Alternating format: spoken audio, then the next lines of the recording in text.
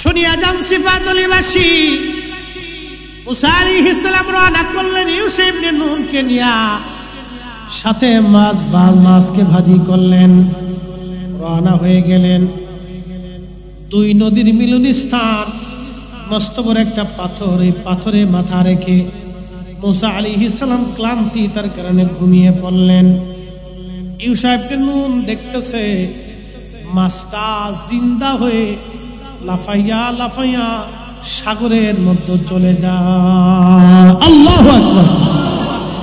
আরেকটা বর্ণনা আসছে, যেই পাথরে মুসা আলাইহিস সালাম মাথা হেলান দিয়ে ঘুমিয়েছিলেন, ওই পাথরের ভিতরে একটা প্রস্রবণ ছিল, পানির ফোয়ারা। ওই পানির একটা বরকত ছিল। ওই পানি কোনো মূর্তার উপরে, মরা কোনো বস্তুর উপরে পড়লে ওই বস্তুটা জিন্দা হইয়া চলে যাইতো, মরাটা জিন্দা হয়ে যাইতো। সেই প্রস্রবণ ইমাম ইবনে কাসির আল বেদায়ের মধ্যে লিখতেছেন, ওই প্রস্রবণের কারণে মরা জিন্দা হয়ে যাইতো। ওই পানিটা এসে মাছের গায়ে লাগলো, মাছ জিন্দা হয়ে লাফাইয়া লাফাইয়া চলে গেল। এটা আল্লাহর কুদরত। হযরত ইউসা ভুলে গেলেন, মুসা আলাইহিস সালামকে নিয়ে রওনা। আরো একদিন এক রাত পথ চলেছে, বিরাট বড় ক্ষুধা লেগে গেল মুসা আলাইহিস সালামের। আল্লাহরই পয়গম্বর ডাক দিয়ে বলেন, ইউসা রে, ভাজা মাছ ছিল, ক্ষুধা লেগেছে, দাও খেতে বসি। আল্লাহর বান্দা নবী ইউসা ইবনে নুন ডাক দিয়ে বলেন, নবী গো, শয়তান আমারে ভুলিয়ে দিছে, আমার মনেই নাই। আপনি যেখানে পাথরের উপরে মাথা রেখে ঘুমান, দুই নদীর মিলন স্থানে, ওইখানে ভাজা মাছটা জিন্দা হয়ে লাফাইয়া লাফাইয়া চলে গেছে। মুসা কালিমুল্লাহ আলাইহিস সালাম ডাক দিয়ে বলেন, ইউসা ইবনে নুন রে, করছো কি? ওই জায়গার সন্ধান আমি করতেছিলাম। আবার তারা একদিন এক রাত অতিক্রম করে এই জায়গা আসার পরে দেখলেন একজন আল্লাহর বান্দা সবুজ চাদর মোড়া দিয়া, সবুজ চাদরের বিছানা বিছাইয়া মোড়া দিয়া, ওই পাথরেই চাদর মোড়া দিয়ে আল্লাহর বান্দা শুয়ে আছে। মুসা আলাইহিস সালাম যা সালাম দিলেন, আসসালামু আলাইকুম ওয়া রাহমাতুল্লাহ। খিজির আলাইহিস সালাম চাদরের ভিতর থেকে বললেন, এই দেশে কি সালামের প্রচলন আসেনি? বলতেছে হ্যাঁ। বলে আপনি কে? বলে আমি মুসা। তখন হযরত খিজির বলেন, আপনি বনি ইসরাইলের নবী মুসা? বলে হ্যাঁ। কি জন্য আপনি আমার কাছে আসছেন? বলে আমার রব আপনার কাছে আমাকে পাঠাইছে, আপনার কাছে একটা বিশেষ জ্ঞান এলেম আছে, ওই এলেমটা আমি জানার জন্য আসছি। খিজির আলাইহিস সালাম ডাক দেয়া বলেন, আপনি সবর করতে পারবেন না, ধৈর্য ধরতে পারবেন না। এই এলেমটা আমার কাছে, যে এলেম আছে সেটা আপনার কাছে নাই, আপনার কাছে যেটা আছে সেটা আমার কাছে নাই। আপনি যেই বিদ্যা শিখার জন্য আসছেন, এই বিদ্যা শিখার জন্য আপনার ধৈর্য ধরতে পারবেন না। মুসা আলাইহিস সালাম বলেন, ইনশাআল্লাহু মিনাস সাবিরিন, আল্লাহ চাহে তো আমি ধৈর্য ধারণকারীদের অন্তর্ভুক্ত হব, আপনি আমারে রাখেন। বলে রাখতে পারি, আমার কোনো কাজে আপনি প্রশ্ন করতে পারবেন না। আমি যে কাজ করব এই কাজে আপনি প্রশ্ন করতে পারবেন না। দেখেন, আউলিয়া কেরামের সোহবতে যাইতে হবে। আল্লাহর কোরআনে আল্লাহ এইভাবে লিখে দিচ্ছে, ওরা বেদাত আর শিরিক খুঁজে পেয়েছে। আরে বাজারে তো মাল ফরমালিন থাকে, পচা গলা থাকে, 2 নম্বর থাকবে, তার জন্য তার বাজার নষ্ট না। বাজারে মানুষ যা বন্ধ করে না, মাজারে তো 2 নম্বর থাকবে। কিন্তু তাই বলে এদেশের মুসলমান সঠিক ওলিদের মাজারে যাইতে বন্ধ হবে না। কথা বলেন ঠিক না বেটে?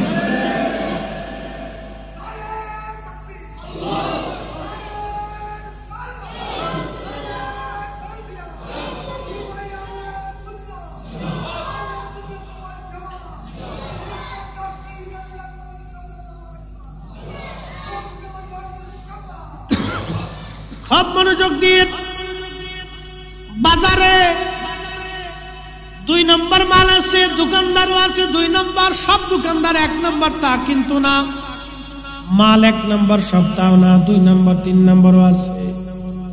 ফরমালিন সারা, ফরমালিনওয়ালা সব আছে, আপনি পাবেন। তাই বলে কেউ কিন্তু বাজার করা বন্ধ করে নাই। আপনার বাজার যদি বন্ধ না হয়, তাহলে মাজার ওলিদের জগতে, পীর মাশায়েখদের জগতে 2 নম্বর আছে। তাহলে আমরা কেন আল্লাহ পাইতে দুই নম্বরের ভয়ে, এক নম্বর অলিদের থেকে দূরে থাকব। আমাদের জীবন থাকতে আমরা অলিদের থেকে জুদা হব না। কথা বলেন ঠিক না বেঠিক? আমরা অলি থেকে কেন জুদা হব? বেশে কুছে যেখানে হক আছে, সুন্নিয়ত আছে, ঈমান আছে, রাসূল প্রেম আছে, নবীর গোলামি আছে, আমরা সেখানে আছি। কথা ঠিক কি না? আমরা সেখানে কোরআন সুন্নাহর বাহিরে প্রশ্নই আছে। কোরআন সুন্নাহর বাহিরে প্রশ্নই আছে। আমি সেখানে কেন? কোরআন সুন্নাহর বাহিরে যেটা বুঝতে হবে ওখানে ফরমালিন আছে। কি আছে? ফরমালিন আছে। আর কোরআন সুন্নাহ যেটা, এটা ফরমালিন মুক্ত, ভেজাল মুক্ত। আপনি কি মানতে? তো দুই নম্বরের ভয়ে আমি তো বাজার বন্ধ করিনি, খাবার বন্ধ করিনি, খালি ফতোয়া আসে এখানে। পীরের কাছে গেলে শিরিক শিরিক শিরিক, খালি শিরিকের ফতোয়া। আজ পর্যন্ত বাজারে তো কেউ আগুন দিল যে বাজারে দুই নম্বরই মাল বেচে আগুন দিয়ে পুরাই দেয়, তা দেয় না। ব্যাংকে সুদের কারবারি হয়, কেউ ব্যাংক পুরাই না। দেশে বহুত পতিতালয় আছে, ওটা পুরাই না। কারণ পতিতালয় পুরাইতে হলে তো যারা পুরাইতে যাবে ওই পতিতালয়ের মেয়ে যে কটা আছে তাদের বিয়ে করতে হবে, তাদের জায়গা দিতে হবে, তাদের খাবারের ব্যবস্থা করতে হবে, কর্মসংস্থানের ব্যবস্থা করতে হবে। সুস্থ জীবনে ফিরে আসার জন্য তাদেরকে একবারে তাদের স্ত্রী বানিয়ে ঘরে নিয়ে আসতে হবে। এই জায়গায় নাই, খালি যত ফতোয়া এই পীর ওলিদের কাছে আসলে খালি শিরিক শিরিক শিরিক শিরিক করে খালি চিৎকার করে, চিৎকার করতেছে। আমরাও তো জানি বাজারে দুই নম্বর মাল আছে, আমরাও জানি পীরের বাজারে দুই নম্বর আছে। এগুলো থাকবেই, আগেও ছিল, খালি এখন আছে তা না, আগেও ছিল, আগেও ছিল। কিন্তু এগুলি বেশি কিছু আমাদেরকে, যেখানে কোরআন আছে, সুন্নাহ আছে, আহলে সুন্নাত ওয়াল জামাতের একই আকীদা আছে, আমাকে সেখানে যাইতে হবে। কতক্ষণ ঠিক কিনা? আর হেতাকের ভিতরে পীর আছে, কিন্তু নবীর নূর মানে না। কি কথা কন না? দুরূদ সালাম মানে না, রাসূলের ইশক মানে না। এই বেলায় গেলে সেই বেলায় নাই, এটাও আছে। এটা বুঝে শুধু আপনাদেরকে নির্দেশ। প্রিয় উপস্থিতি, আল্লাহর ওলি যারা, তাদেরকে মেনে চলতেই হবে। মুসা আলাইহিস সালাতু ওয়াস সালাম বলেন, হুজুর আপনার সাথে আমারে রাখেন। বলে, ধৈর্য ধরতে পারবেন না? পারবো। দুইজনে পথ চলতে লাগলেন। একটা নদী পার হওয়া লাগবে। একটা নৌকায় উঠলেন। মাঝি খিজির আলাইহিস সালামকে দেখে চিনে ফেলছে। নদী পার করার পরে যাত্রীদেরকে নামাইয়া খিজির আলাইহিস সালাম বলেন, একটা কোরাল আনো। কোরাল এনে নৌকার মাঝখান থেকে গোলই কেটে নৌকা ফুটা করে কোরাল দিয়ে কুবাইয়া নৌকা ভাঙ্গিয়া খিজির আলাইহিস সালাম নৌকা ডুবাইয়ে দিলেন। কিন্তু মাঝি পয়সা নেয় নাই, মাঝি পয়সা নেয় নাই। মুসা আলাইহিস সালাম পয়সা দিতে গেলেন। খিজির আলাইহিস সালাম, মাঝি ডাক ডাকা, হুজুর আপনাদের কাছ থেকে পয়সা নেব না, আপনারে আমি ভালো করেই চিনি, আপনি খিজির আল্লাহর ওলি। কেউ বলেছেন নবী আপনি আল্লাহর পেয়ারা বান্দা, আপনার কাছ থেকে কোনো পয়সা নেব না। একবার জোরে বলবেন কি মারহাবা। মুশরিকদেরকে আগে থেকে মানুষ ভালোবাসে, আল্লাহর ওলিদেরকে আগে থেকে মানুষ ভালোবাসে। এই ভালোবাসার দলিল ফতোয়া দিয়ে বন্ধ করতে পারবে না। কি কথা ঠিক কিনা? এই ভালোবাসা ফতোয়া দিয়ে বন্ধ করতে পারবে না। কারণ এটি ভালোবাসা আমি দিইনি, উনি দিছে, আসমানওয়ালা দিছে। আসমানওয়ালা বলছেন, যখন কোনো বান্দা আমারে খুশি করে তখন আমি তামাম মাখলুককে তার দিকে ঝুঁকাই দিই। আসতে হয়ে গেল না? সুবহানাল্লাহ। মাখলুককে তার দিকে কি করি? ঝুঁকায়া দেই, ঝুঁকায়া দেই। তখন এই মাখলুকগুলি তার দিকে ঝুঁকে যায়, অটোমেটিক মানুষ ঝুঁকে যায়। দলিল দিয়ে ঝুঁকার লাগে না, জোর করে ঝুঁকার লাগে না, এমনি ঝুঁকে যায়। তো খিজির আলাইহিস সালাম নৌকা ডুবাই দেওয়ার পরে মুসা আলাইহিস সালাম বলতেছে, হুজুর একটা কাজ করলেন। এই বেটা গরিব মানুষ, আপনি তো নৌকাটারে আমরা ফিরি ফিরি পার করে দিল, তারপরে আপনি নৌকাটা ডুবাই দিলেন, এটা কাজ হলো? খিজির আলাইহিস সালাম বলতেছে, হুজুর আপনার না শর্ত ছিল আমারে কোনো প্রশ্ন করতে পারবেন না, আপনি তো প্রশ্ন করে ফেলছেন, এখন থাকতে পারবেন না। হুজুর এইবারের জন্য আমারে রাখেন, আপনি রাগ করেন না। হযরত মুসা আলাইহিস সালাম খিজির আলাইহিস সালামকে মানায় নিলেন, দুইজন আবার রওনা। বহু দূর যাওয়ার পরে দেখতেছে একটা ছোট্ট বাচ্চা, সুন্দর দেখা যায়, খেলাধুলা করে। খিজির আলাইহিস সালাম তারে ডাক দিয়ে বলেন, বাবা ছোট্ট এদিকে আসো বালক। ছোট্ট বালকটা আসার পরে খিজির আলাইহিস সালাম তারে শোয়াইয়া পার মধ্যে চাপা দিয়ে ধরে তার ঘেটি মুচড়ায় ভেঙে ফেললেন। অনেক বর্ণনা আসছে ছুরি দিয়ে তার গলা কেটে ফেললেন। বলেন তো, একটা নিষ্পাপ বাচ্চাকে যদি এইভাবে মারা হয় আপনি যেমন মানবেন না। মুসা আলাইহিস সালাতু ওয়াস সালাম চেতে গেলেন, বলে হুজুর করলেন কি? একটা ছোট্ট বাচ্চা কোন অপরাধ করে নাই, নিষ্পাপ, এই বাচ্চাটাকে আপনি এইভাবে মেরে ফেললেন, সেটা কেমন হলো? খিজির আলাইহিস সালাম বলেন, হুজুর প্রশ্ন ছিল, শর্ত ছিল, প্রশ্ন করতে পারবেন না, আপনি প্রশ্ন করেছেন আর থাকতে পারবেন না। বলে হুজুর এইবারের জন্য রাখেন, আবার যদি প্রশ্ন করি তাহলে আপনার থেকে জুদা করে দিয়েন। ঠিক আছে তো? বলে হ্যাঁ ওয়াদা করলাম। আবার যদি প্রশ্ন করি আমাকে ছেড়ে দিবেন। আবার দুইজন রওনা, এক কারিয়ার মধ্যে গেলেন। 3 দিন না খাওয়া, ক্ষুধার্ত তারা। সারা গ্রাম ঘুরে ঘুরে বলেন, 2টা রুটি দাও, আমরা ক্ষুধার্ত মুসাফির। সারা গ্রামের একজন মানুষও খাবার দেয় নাই। কি পাথর দিল গ্রামের মানুষ দেখছে, সারা গ্রাম ঘুরছে, একটা গ্রামের এক পরিবারও 2জনকে 2টা রুটি দিল। এমন কঠোর আত্মার মানুষ ছিল, এত কঠিন। এজন্য আমরা সর্বশ্রেষ্ঠ, আমাদের ওলিরা সেরা। সব ওলি থেকে 70 গুণের মর্যাদা আমাদের ওলিদের বেশি, সব ওলিদের থেকে 70 গুণ পার আমার এই নবীর ওলিদের বেশি। একসাথে বলবেন আল্লাহু আকবার। তা আমরা ওলিদের কাছে যাব না তো যাবো কার কাছে? চোরের কাছে, শয়তানের কাছে, লুচ্চের কাছে, মুজদির কাছে?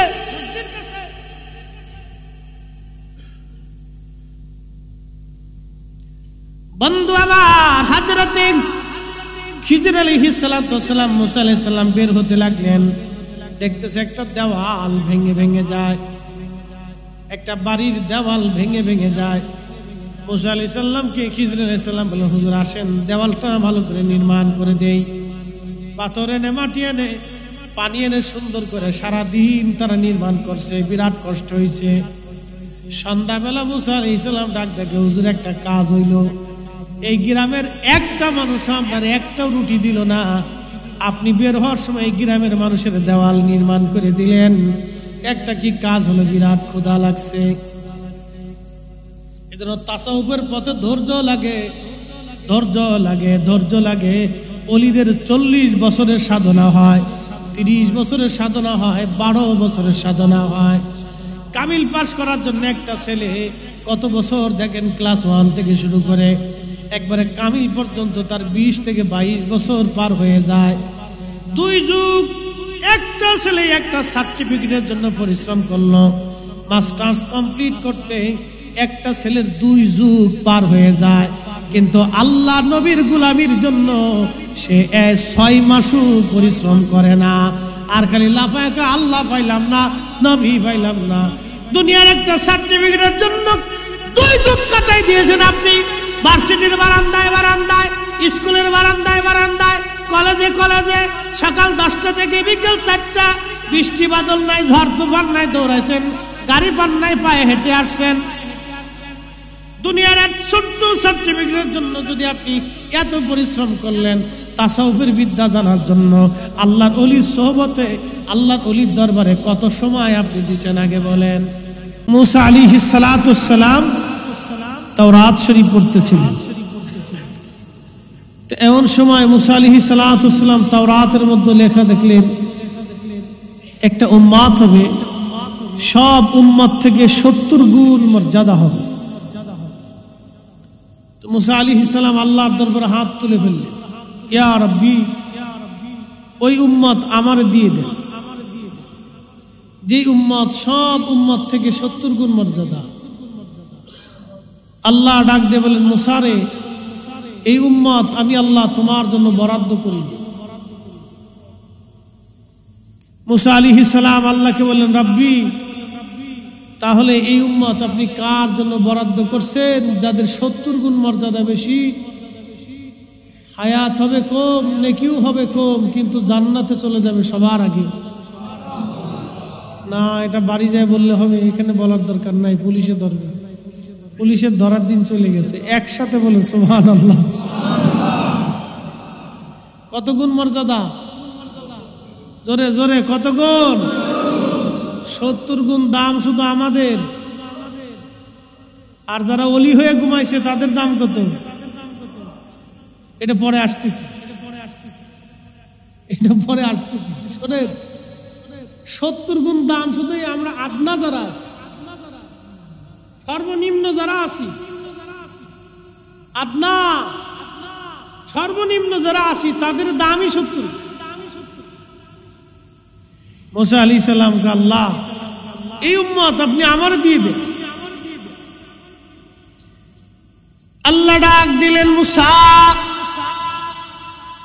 এই উম্মত আমি তোমার জন্য বরাদ্দ করি নাই রে মুসা, এই উম্মত আমি আমার আখির নবীর জন্য বরাদ্দ করেছি। চিৎকার মেরে বলেন সুবহানাল্লাহ। কোরআন আল্লাহ বলতেছেন, কুনতুম খায়রা উম্মাতিন উখরিজাত লিন-নাসি তা'মুরুনা বিল মা'রুফি ওয়া তানহাউনা আনিল মুনকার। কুনতুম খায়রা উম্মাহ, আল্লাহর কোরআন বলে তোমাদেরকে সর্বশ্রেষ্ঠ জাতি বানাইলাম। সমস্ত উম্মত থেকে তোমাদেরকে আমি সর্বশ্রেষ্ঠত্ব দিলাম। কিসের জন্য দিলেন আল্লাহ? আরবিতে একটা প্রবাদ আছে, শরফুল মাকিনা ওয়া শরফুল মাকান। শরফুল মাকানে অশরফুল মাকিন। কিছু জায়গার কারণে মানুষের দাম বাড়ে, কিছু মানুষের কারণে জায়গার দাম বেড়ে যায়। এই সিফাতুলের দাম হুজুর কেবলার কারণে বাড়ছে, কি কথা কন না কেন? বাগদাদের দাম হুজুর গাউসে পাকের কারণে বেড়ে গেল। মদিনাতুল মুনওয়ারার দাম আমার নবীর কারণে বাড়ছে, আমাদের দাম নবীর কারণে বাড়ছে। কথা বলেন ঠিক কিনা? আমাদের মর্যাদা আল্লাহ আমার রসুলের কারণে আমাদের বাড়াই দিলেন। যদি নবীকে জিন জাতির মধ্যে পাঠাইতেন, আমাদের 4 পয়সা মূল্য ছিল না। যদি ফেরেশতা জাতির মধ্যে নবীরে পাঠাইতেন, আমাদের 4 পয়সাও দাম ছিল না। খায়রা উম্মাতিন কুনতুম খায়রা উম্মাতিন উম্মাহ, তোমরা শ্রেষ্ঠ জাতি। আদম শফিউল্লাহ থেকে ঈসা রুহুল্লাহ পর্যন্ত যত জাতি পৃথিবীতে আসলো, কাউকে আল্লাহ কুনতুম খায়রা উম্মাহ বলেন নাই, আমাদেরকে আল্লাহ বললেন। মুসা আলাইহিস সালাম রে আল্লাহ বলেন, মুসা, এই উম্মত তোমার জন্য বরাদ্দ না, এটা আমার আখিরি নবীর জন্য বরাদ্দ। মুসা আলাইহিস সালাম আল্লাহকে ডাক দেখে, রাব্বি, উম্মতের দাম যদি এটা হয় তো নবীর দাম কত? আল্লাহ, ওই নবীর উম্মত আমারে বানাই দাও। আল্লাহু আকবার, জোরে বলেন। কোরআন বলতেছে, ওয়াইদ আখাযাল্লাহু মিসাকান নাবিয়্যিনা লামা আতাইতুকুম মিন কিতাবিন ওয়া হিকমাতিন সুম্মা জাআকুম রাসূলুম মুসাদ্দিকুল লিমা মাআকুম লা তুমিনুন্না বিহি। আল্লাহ রোজা আজলে 3টা মহাসম্মেলন করছিলেন। 3টা মহাসম্মেলন, একটা সম্মেলন সমস্ত মানব জাতি নিয়ে। আল্লাহ বলেন আলাস্তু বিরব্বিকুম, আমি কি তোমাদের রব নই? সেই দিন আমরা বলেছিলাম বালা। আর একটা সম্মেলন আমাদেরকে বানানোর আগে ফেরেশতা জাতি নিয়ে, وَإِذْ قَالَ رَبُّكَ لِلْمَلَائِكَةِ إِنِّي جَاعِلٌ فِي الْأَرْضِ خَلِيفَةً, মানব জাতি প্রতিনিধি খলিফা আমি আল্লাহ দুনিয়ার মধ্যে পাঠাবো। খলিফা খলিফা খলিফা। এখন প্রশ্ন করেন তো, আমরা কি আল্লাহর খলিফা হতে পারছি? খলিফা কি জুতা চুরি করবে? খলিফা কি মিথ্যা বলবে? খলিফা কি মানব ঠকাবে? খলিফা কি নামাজ ছাড়বে? খলিফা কি রোজা ছাড়বে? খলিফা কি হজ ছাড়বে? খলিফা কি যাকাত ছাড়বে? খলিফা কি রাসূল থেকে দূরে থাকবে? সুন্নতের আমল থেকে দূরে থাকবে? নবীর কদমের গোলামি কি করবে না? এরা খলিফা হতে পারে না। খলিফা ছিলেন হুজুর গাউসে পাক, হুজুর মহিউদ্দিন আব্দুল কাদের জিলানী, হুজুর গাউসে পাক খাজা বাবা আজমিরি, দাতাগঞ্জ বাক্স হযরতে বাহাউদ্দিন নাজমুল বুখারী, মুজাদ্দিদ আল ফসানি, 12 আউলিয়া, বদর শাহ আউলিয়া, 360 আউলিয়া। ওলিরা হলো আল্লাহর দেওয়া জমিনের খলিফা। কথা বলেন ঠিক না বেটে?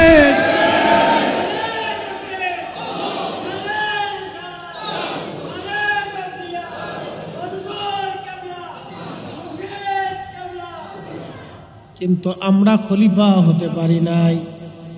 খলিফা যোগ্যতা আমাদের নাই। খলিফার মতো খলিফা আমরা হতে পারি না। আল্লাহর প্রতিনিধি। এটা একটা সম্মেলন ছিল আল্লাহর। আর একটা সম্মেলন আল্লাহ করলেন সমস্ত নবীদেরকে নিয়ে। সমস্ত নবীদেরকে নিয়ে আল্লাহ আর একটা সম্মেলন করলেন। আমার আল্লাহ বললেন ওয়াইজ, হুজুর মনে করেন, স্মরণ করেন সেই দিনের কথা। খাযাল্লাহু মিসাকান নাবিয়্যিন, আলমে মেসাকের জগতের কথা। নবীজি আলমে মেসাকের জগতের কথা আপনি মনে করেন, স্মরণ করেন সেই দিনের কথা। ইয়া রাসূলুল্লাহি, সেই দিন আপনার উপস্থিতিতে 1,24,000 নবী রাসূল, আমি তখনও তাদেরকে মনোনয়ন দেই নাই। আদম আলাইহিস সালাম, শীশ আলাইহিস সালাম, জাকারিয়া, আইয়ুব, ইউসুফ, ইয়াকুব, ইসহাক, ইব্রাহিম, মুসা, ঈসা, হারুন, উযাইর, জুবাইর আলাইহিমুস সালাম, কাউরে আমি আল্লাহ নবুয়ত দেই নাই। ইমরান, ইয়াহইয়া আলাইহিমুস সালাম, কাউকে আমি আল্লাহ নবুয়ত দেই নাই। সবাইরে বসাইলাম, বসায় বললাম সবাইরে নবুয়ত দিব, কিতাব দিব, হিকমত দিব, মুজিজা দিব, কিন্তু শর্ত হলো একটা, সুম্মা জাআকুম রাসূল। যখন কেউ নবী হয় নাই তখন আমার নবী রাসূল। আল্লাহু আকবার। কোরআন বুঝলে আর কিচ্ছু বোঝা লাগে না, খালি কই সহিহ হাদিস দেয়। কোরআন শরীফ থেকে বুঝলি শেষ। সুম্মা জাআকুম রাসূল, আমার এই রাসূল তোমাদের মাঝে যাবে। যখন কেউ নবুয়তি পায় নাই তখন আমার নবী রাসূল। মুসাদ্দিকুল লিমা মাকুম, হক সহ, কোরআন সহ, সত্য সহ, দিন সহ আমার এই নবী যাবে। কিন্তু শর্ত হলো তোমাদের একটা, লা তুমিনুন্না বিহি, তোমরা ঈমান আনবা। আমার দিকে তাকান। হযরত আদম সফিউল্লাহর কালেমা, ওনার উম্মতের কালেমা লা ইলাহা ইল্লাল্লাহ। আদম সফিউল্লাহ, মুসা আলাইহিস সালামের উম্মতের কালেমা লা ইলাহা ইল্লাল্লাহ। মুসা কালিমুল্লাহ, ঈসা রুহুল্লাহর উম্মত লা ইলাহা ইল্লাল্লাহ। ঈসা রুহুল্লাহ। ইব্রাহিম খলিল উম্মতের কালেমা লা ইলাহা ইল্লাল্লাহ। ইব্রাহিম খলিলুল্লাহ। সুলাইমান আলাইহিস সালামের কালেমা লা ইলাহা ইল্লাল্লাহ। সুলাইমান নবিউল্লাহ।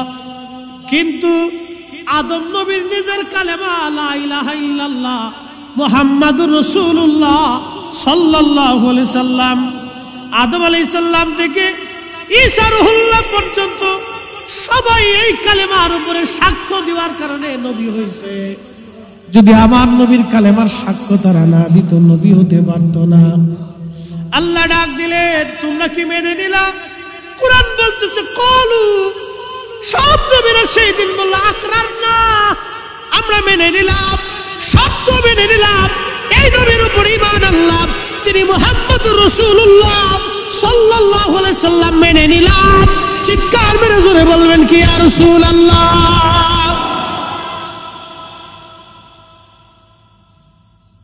নবীর দাম যদি এটা হয়, উম্মতের দাম 70 গুণ। আর আল্লাহর নবীর দাম কত, তার হিসাব কষা বিরাট বড় মুশকিল। এই 70 গুণ দামের ওলি, আল্লাহর জবান নিঃসৃত বাণী কোরআন শরীফ আল্লাহ বলতেছেন, ইয়া আইয়ুহাল্লাযীনা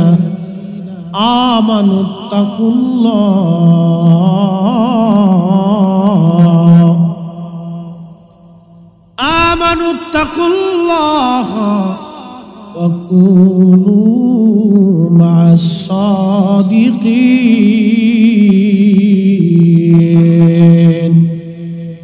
একসাথে বলা যাবে সুবহানাল্লাহ? এই মাইকম্যান বক্সের সাউন্ডটা আরেকটু বাড়াই দাও।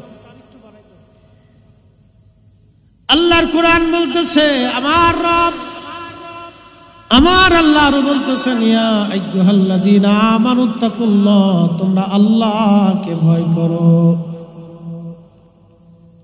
শুধু এখানেই না, কাকে ভয় করো? আল্লাহকে।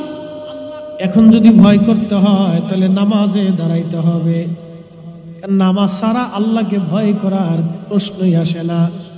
নামাজে দাঁড়াইতে হবে। নামাজ আল্লাহকে ভয় করার অন্যতম মাধ্যম, তরিকা। নামাজে দাঁড়াইতে হবে। সালাত, যে সালাতে দাঁড়ায় সে আল্লাহকে ভয় করে, যে সালাতে দাঁড়ায় না সে মূলত আল্লাহকে ভয় পায় না। কি কথা কন না কেন? সালাতে দাঁড়াইতে হবে। নামাজ, নামাজে দাঁড়ায় আল্লাহকে ভয়। রোজা হুকুম করলেন ফরজ আমার আল্লাহ, রোজায় দাঁড়ায় রোজা রাখি আল্লাহকে ভয়। সাহেবে নেশাব মালিকে নেশাব বলে যাকাত দিতে হয়, আল্লাহকে ভয়। সামর্থ্যবান হলে হজে যেতে হয়, আল্লাহকে ভয়। আল্লাহর যত আইন আছে, আল্লাহর যত বিধান আছে, সবগুলি মেনে নিয়ে আল্লাহকে ভয় করা লাগে। এটার নাম ইত্তাকুল্লাহ, আল্লাহকে ভয় করা। এরপরের অংশ আমার আল্লাহ আরো বললেন, আল্লাহ রাব্বুল আলামিন বলেন, ওয়াকুনু মা'আস সাদিকিন, তুমি তো আমারে ভয় করবাই, নামাজ তো পড়বা। অনেকে যুক্তি দেয়, আমি নামাজ পড়বো পীরের কাছে যাবো কে? নামাজ পড়লাম তা মুরিদ হবো কে? আমি তো রোজা রাখি তা মুরিদের দরকার কি? আমি তো হজ করি তো মুরিদের দরকার কি? আমি তো যাকাত দিই তো মুরিদ হওয়ার দরকার কি? আমি তো জিকিরে বসি তো মুরিদের দরকার কি? আমি তো আব্বা আম্মার খেদমত করি তো মুরিদ হওয়ার প্রয়োজন কি? কিন্তু কোরআন বলে না, আল্লাহর কালাম বলতেছে না, ইত্তাকুল্লাহ, তুমি মার খেদমত করবা, এটা আমি আল্লাহর ভয়। তুমি রোজা রাখবা, এটা আমি আল্লাহর ভয়। যাকাত দিবা, আমি আল্লাহর ভয়। নামাজ পড়বা, আমি আল্লাহর ভয়। হজ করবা, আমি আল্লাহর ভয়। তুমি হালাল খাবা, আমি আল্লাহর ভয়। সুদ ছেড়ে দেবা, আমি আল্লাহর ভয়। ঘুষ ছেড়ে দেবা, আমি আল্লাহর ভয়। অন্যের মাল তুমি হক নষ্ট করবা না, এটা আমি আল্লাহর ভয়। কিন্তু এইগুলি তো করবাই। এইগুলি করার পরে তোমার জন্য আরেকটা কাজ হলো, ওয়াকুনু মা'আস সাদিকিন, আমার অলির সহবতে যাও, আমার বন্ধুর নিকটে বসো, আমার অলির সহবতে যাও, তার নিকটে বসো, তার সাথে অঙ্গীকার করো। একবার জোরে বলা যাবে কি মারহাবা? আল্লাহরে তো ভয় করবেনি, আবার আল্লাহর ওলির সহবতে বসতে, এটা আমাদের নির্দেশনা না, প্রিন্সিপাল হুজুরের নির্দেশনা, ওটা শাইখুল হাদিস সাহেবের নির্দেশনা না। এটাই সিফাতুল বিরাট প্রতিষ্ঠান যিনি প্রতিষ্ঠিত করছেন উনার না, এটা হুজুর গাউসে পাকেরও না, ইমাম শাফি হাম্বলির না, এটা আল্লাহর। কার? কার? কোরআনের এক আয়াত মানবেন আর একটা মানবেন না, আর একটার বেলা বেদাতের ফতোয়া দিবেন, শিরিকের ফতোয়া দিবেন। ও সুন্নিরা এগুলো ভালো করেই বুঝি, কথা কোন ঠিক কিনা?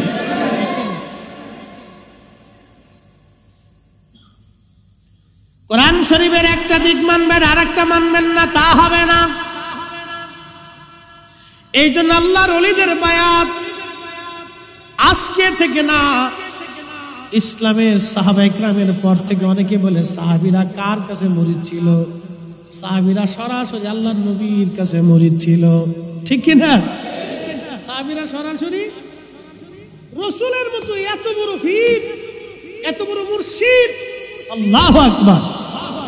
তাওহীদেরই মুর্শিদ আমার মুহাম্মাদের নাম, মুর্শিদ মুহাম্মাদের নাম।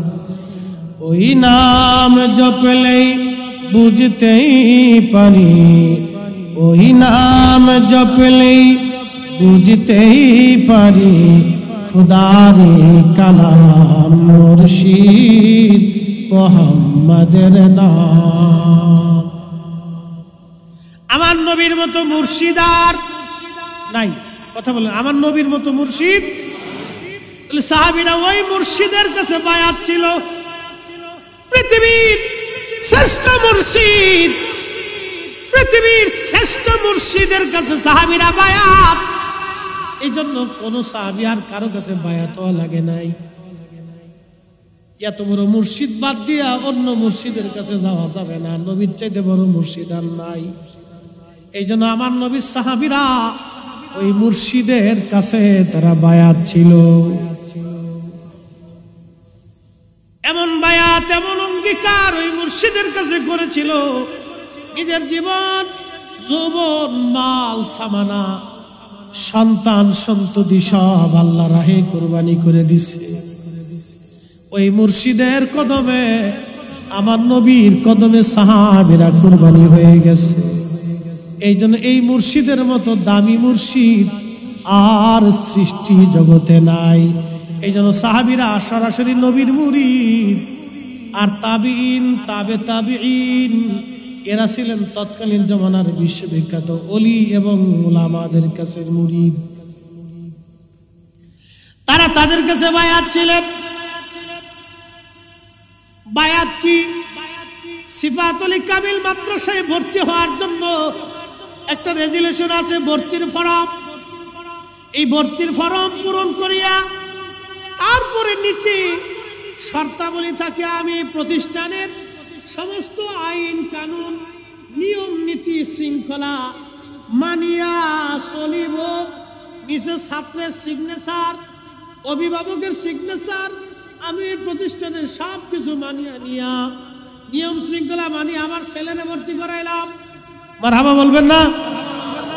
ওই যে ছাত্র সিফাতুল কামিল মাদ্রাসায় ভর্তি হলো, এটাই তার বায়াত, এটাই তার অঙ্গীকার।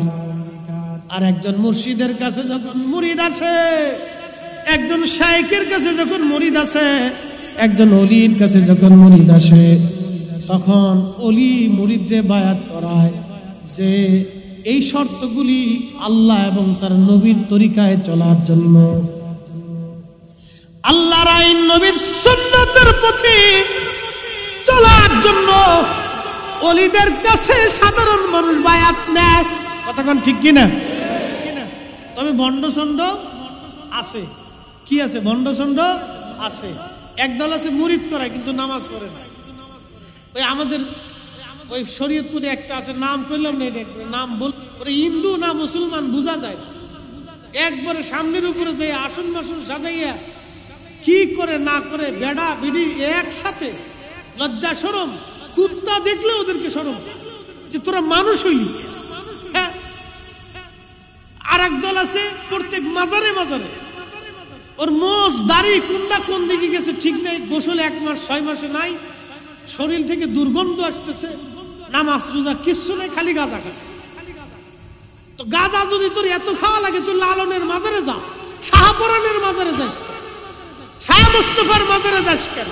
তোর গাঁজা মাজা খাওয়া যদি এত দরকার হয় তাহলে কেন তুই ওই ঢাকা শহরের সেই গোলাপ শাহর মাজার বাইসে নিস? তুই লালনের মাজারে চলে যা, ওখানে ওপেন গাঁজা খাইলেও কেউ ধরবে না, নিষেধ করবে না। লালন নিজে গাঁজা খাইছে, ওর ভক্তবিন্দুদেরকে গাঁজা শিখাই দিয়ে গেছে। শাহপরান জীবনে গাঁজা খাই নাই, গাঁজার জন্য আসে নাই, দিন প্রতিষ্ঠিত করার জন্য এসেছিলেন। কথা বলে ঠিক কিনা? আমরা সুন্নিরা এই সমস্ত মাজার পূজা শিরিক বেদাতের সাথে আমাদের কোনো সম্পর্ক নাই, কোনো সম্পর্ক। মানুষ আমাদেরকে ট্যাগ করে, আমরা বলি মাজার পূজা। এই সমস্ত আউল ফাউল মানুষের জন্য আজকে আপনি চিন্তা করেন, খান জাহান আলী রহমতুল্লাহ মাজারের পাশে বসে গাঁজা খায়, এগুলির বাইরে গিয়ে মাজার শরীফ থেকে বের করে দিয়ে এই চক্রাকারের খাদেমগুলি সকালে এক দল, দুপুরে আর এক দল, রাত্রে আর এক দল, চক্রাকারের খাদেম। এরা টাকা পয়সা নিয়ে বাড়ি গাড়ি করে একটা মাদ্রাসা বানায় না, এতিমখানা বানায় না, মিলাদুন নবীর মাহফিল দেয় না, তারপরে আপনার এই সোহাদা কারবালা মাহফিল দেবে না, এ সুন্নি কোনো মাদ্রাসা করবে না, সম্মেলন করবে না। এই সমস্ত খাদেম খুদ্দামরা মাজারে কেন্দ্র করে নিয়ে এলাকার প্রভাবশালী লোকেরা এই উরুসের নাম দিয়ে মহিলা পুরুষ আইনা গান বাজনা করে, গাঁজা মাজা বেচে কোটি কোটি টাকা তারা ব্যবসায়ী সিন্ডিকেট করে টাকা পয়সা ধান্দা করে। আমরা ওলিদের মাজার দিয়ে এই সমস্ত ব্যবসা বন্ধ করতে হবে। কথা বলেন ঠিক কিনা? আমরা সুন্নিয়তের সাথে এগুলির কোনো সম্পর্ক অবশ্যই না, সুন্নিয়ত না দিন কোনো কিছুর সাথে সম্পর্ক। ওদের গাজার ব্যবসার দায়ভার আমরা নিতে যাব। মাজার শরীফে যে মাথা নিচু করে সে একবারে সেজদা দিয়ে পুড়িয়ে দিচ্ছে, উঠে না, ওটার দায়ভার আমি নিতে যাব। ওরা ব্যবসা করে বাড়ি গাড়ি বানাইতেছে, এটার দায়ভার আমি কেন নিতে? আল্লাহর ওলিরা এসেছে জানেন, মাজার যারা ভাঙতেছে এটা তো না, মাজার পরিষ্কার করতে হবে। মাথায় উকুন পড়লে মাথা কাটা যায় না, জুব্বায় ময়লা লাগলে জুব্বা কেটে ফেলতে হয় না, এটা পরিষ্কার করতে হয়। কি কথা ঠিক কিনা? এই যে খান জাহান আলী রহমতুল্লাহের মাজার, শাহপরানের মাজার, শাহ আলী বুগদাদির মাজার, কামরুদ্দিন রুবির মাজার, মাহিসরের মাজার, আল্লাহু আকবার, শত শত বছর আগে তারা এসেছিলেন। তাদের মাজার থেকে সিন্ডিকেট ব্যবসায়ীদেরকে সরাইয়া এখানে সুন্নি আলেমদেরকে দিয়া এখানে মাদ্রাসা এতিমখানা প্রতিষ্ঠিত করতে হবে। কথা বলেন ঠিক না বেটে? এগুলি প্রয়োজন। তারা আসছিলেন এই জমিনে মানুষ দিয়ে আল্লাহর নবীর, আল্লাহ তার রাসূলের গোলামি শেখানোর জন্য। আচ্ছা আপনারা বলেন, কোন ওলি আহলে সুন্নাত ওয়াল জামাত ছাড়া আছে? একসাথে বলেন, একসাথে বলেন, আছে? কোন ওলির আকীদা কি কোনো বদ আকীদা ছিল? আহলে সুন্নাত ওয়াল জামাতের আকীদার বাহিরে ছিল? আহলে সুন্নাত ওয়াল জামাতের আকীদা ছাড়া কোনো মা ওলির জন্ম দিতে পারে? কোনো মা ওলির জন্ম দিতে পারে না, কিয়ামত পর্যন্ত কোনো মা পারবে না। কথা কোন ঠিক কিনা? কোনো মা পারবে না।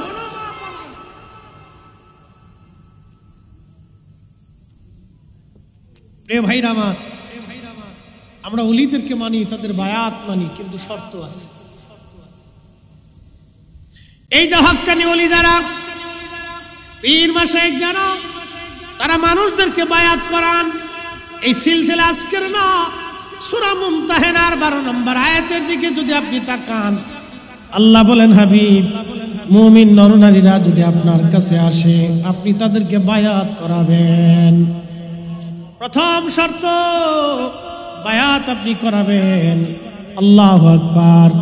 শর্ত দিয়ে দিলেন আমার আল্লাহ, চুরি করবে না, চুরি করবে না। কালেমার উপরে আগে বায়াত করাইলেন। চুরি করবে না, রাহাজানি করবে না, জেনা করবে না, বুহতান করবে না, গীবত করবে না। এরকম শর্ত দিয়ে আল্লাহ রাব্বুল আলামিন তার হাবিবকে বলেন, হাবিব আপনি বায়াত করান। এই আয়াতের তাফসীর আসছে, হযরত ওমর বলতেন, মহিলারা পর্দার আড়ালে থাকতো, পাহাড়ের পাদদেশে আল্লাহর নবী মহিলাদেরকে হাত উঁচা করে বায়াত করাইতেন, পুরুষরা সামনে থাকতো, নবীজি তাদেরকে বায়াত করাইতেন। একসাথে জোরে বলবেন কি মারহাবা। এই বায়াতের ধারা কিয়ামত পর্যন্ত চলতে থাকবে। ওলি আল্লাহদের মাধ্যমে এই বায়াতের ধারা এখনো চলমান। আল্লাহর ওলিদের মজলিসে যখন আপনি বসবেন তখন দেখবেন ওলি যারা আছেন তারা বায়াত করায়া আপনার জিকিরের সবক দিবে, নামাজের সবক দিবে। কথা কোন ঠিক কিনা? আর ভণ্ড যেগুলি, এগুলোকে নামাজ লাগে না, জীবনে একবার পড়লেই চলে। আছে একদল সেজদা মসজিদে দিবেন। কালকে একজন কথা শুনতেছি, শোনার পরে শরীরের পশম দাঁড়াই গেছে। মসজিদে সেজদা দিবেন কেন? সেজদা দিবেন হলো ওই মানুষের কলবে আল্লাহ থাকে, ওই মানুষের দিবে। চিন্তা করছে ও সেজদা নিয়ে দিছে মানুষের সামনে, মানে বুঝাইতে চায় ওই যে ওর ঠাকুর, ওই ঠাকুরের সেজদা দিয়ে। শয়তান কোথাকার, পীরের ঠাকুর বানায় ফেলছে। আরে পীর তো সম্মানের বস্তু, সম্মানীয় ব্যক্তি, তাকে তো আমরা তাজিম করবো, সম্মান করব, কিন্তু সেজদা না। কি কথা কর না কেন? পীরকে তো সেজদা দেব না আমরা, সেজদার মালিক তো আল্লাহ।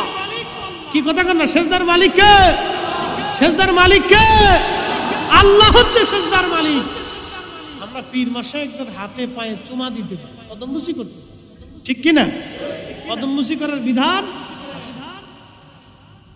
কদমবুসি করার বিধান আছে, সেজদা আল্লাহর জন্য। প্রিয় ভাইরা আমার, আল্লাহর কোরআন বলতেছে তোমরা তাদের কাছে বসো, তাদের সহবতে যাও। জুনাইদ বাগদাদি রাহমাতুল্লাহ আলাইহির খেদমতে এক মুরিদ দৌড়ে আসছে। মুরিদ এসে বলতেছে, হুজুর, কোরআন শরীফের একটা আয়াতের সারমর্ম আমার বুঝে আসতেছে না, দয়া করে বলেন। বলতেছে, বাবা কি সারমর্ম বলেন? আল্লাহর বান্দা বলতেছে, হুজুর, আল্লাহর কোরআনে বললো, ইয়া আইয়ুহাল্লাযীনা আমানুত্তাকুল্লাহ, তোমরা আল্লাহকে ভয় করো। আমি তো নামাজ, রোজা, জিকির, ফিকির, ইবাদত দিয়ে আল্লাহকে ভয় করলাম, কিন্তু তারপরে আল্লাহ বলেন অকুনু মা'আস সাদিকিন। আল্লাহ কেন সাদিকদের কাছে যেতে বললেন? আল্লাহ কেন তার ওলির কাছে যেতে বললেন? কারণ কি? জুনাইদ বাগদাদি রাহমাতুল্লাহ আলাইহির মুরিদ পাশে বসে বসে হুজুরকে প্রশ্ন করলেন। পিছনে দাঁড়ায়া খাদেম বাতাস দিতেছিলেন। বাতাস যখন দেয় তখন আল্লাহর ওলি ডাক দিয়ে বলতেছে, বাবারে তোমার গায়ে কি পাখার বাতাস লাগে? খাদেম ডাক দিয়ে বলল, মুরিদ ডাক দিয়ে বলল, হুজুর হ্যাঁ, পাখার বাতাস আমার গায়েও লাগে। বলে, বাবা কি জন্য পাখার বাতাস লাগে? বলে, হুজুর আপনার খাদেম আপনার পিছনে দাঁড়ায় দাঁড়ায় পাখা দিয়ে বাতাস দেয়, এই বাতাস আমার গায়ে লাগে, আপনার গায়ে লাগার পরেও আমার গায়ে লাগে। বলে, বাবারে কি জন্য তোমার গায়ে লাগে? বলে, আমি আপনার সহবতে বসছি, সেই জন্য পাখার বাতাসও লাগে। বলে, বাবারে কোরআনের সেই আয়াতকে তুমি পড়ো না, ইন্না রাহমাতাল্লাহি কারীবুম মিনাল মুহসিনিন।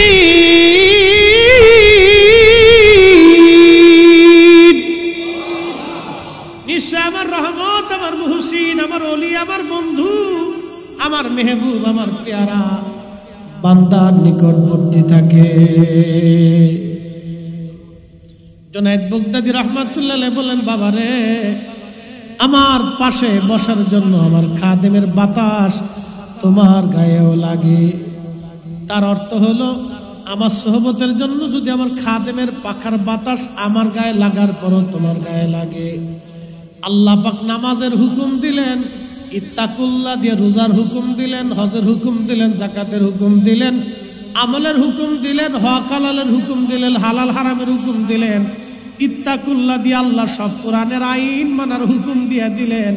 এরপরে ওয়াকুনু মা'আস সাদিকিন দিয়ে আল্লাহ তার ওলির সহবতে বসতে বলেন। এই জন্য ওলিদের উপরে আল্লাহর রহমত অবারিত নাজিল হতে থাকে।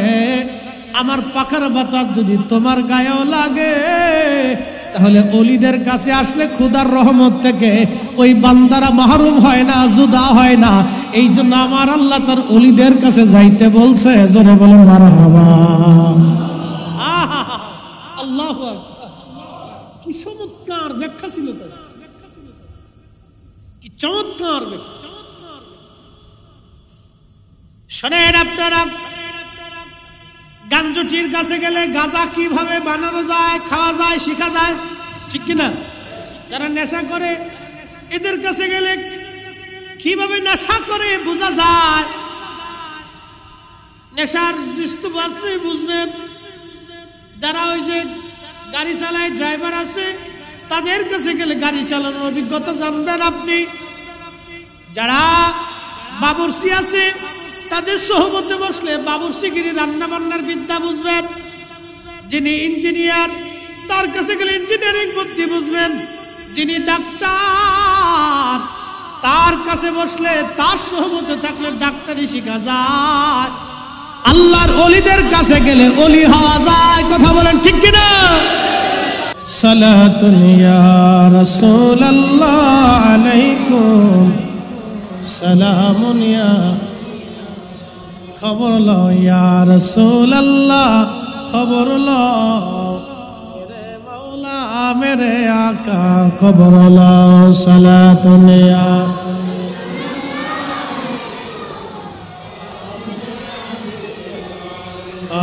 সালাতুন ইয়া রাসূলুল্লাহ সালামুন ইয়া হাবিবাল্লাহ। বন্ধুগণ আমার, আল্লাহর ওলিদের মজলিসে বসলে কি হয়, আমি কোরআন শরীফ থেকে আপনাদেরকে বুঝাইলাম। শুধু এইখানে না বাবাজি, ওলির কাছে গেলে ওলি হওয়া যায়, ওলির কাছে না গেলে ওলি হওয়া যায় না।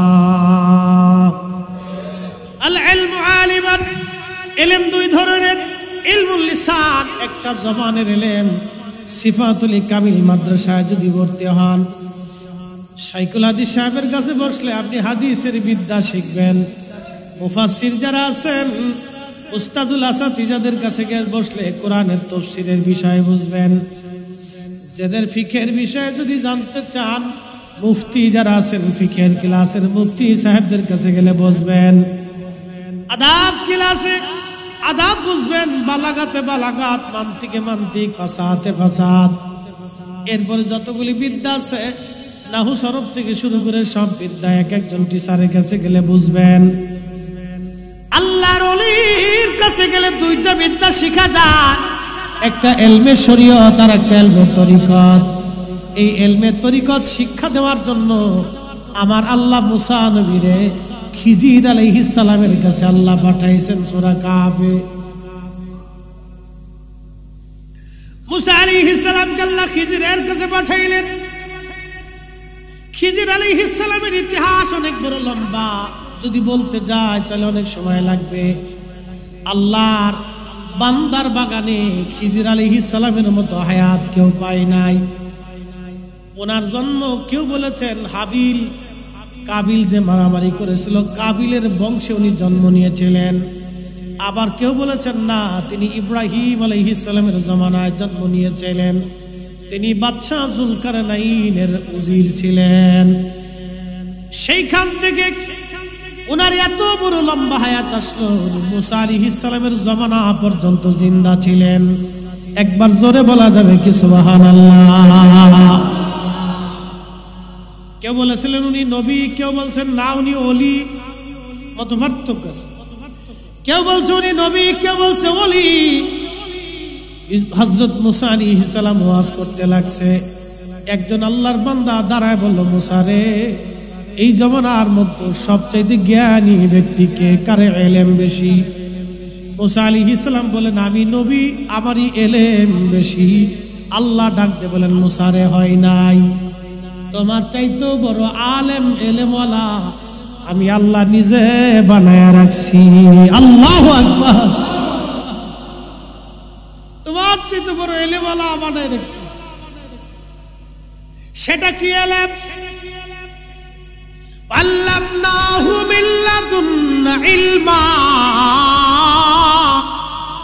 ইলমে লাদুন্নি ইলমুল কালব, ইলমুল কালব। যে ইলমের কারণে খাজা বাবা আজমিরি বিরাট আনা সাগরের পানি একটা লুটার ভিতরে এনেছিলেন। সুবহানাল্লাহ বলা যাবে না?